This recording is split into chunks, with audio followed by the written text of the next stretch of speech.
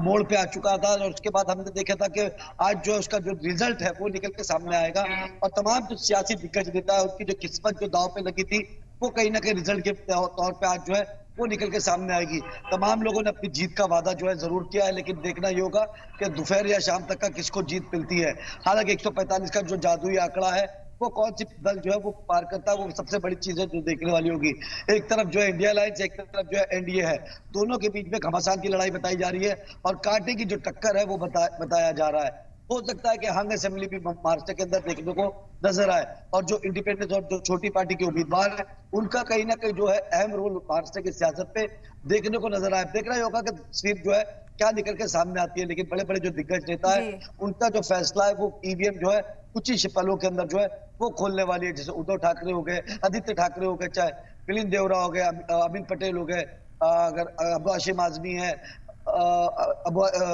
और एक बात कर ले वारिस पठान है, तो तमाम ऐसे जो दिग्गज नेता है उनकी जो किस्मत है कुछ देरों के बाद जो है पता चल जाएगा कि किसको जीत मिलती है, किसको बिल्कुल हार। बिल्कुल अमजद, अभी तैयारी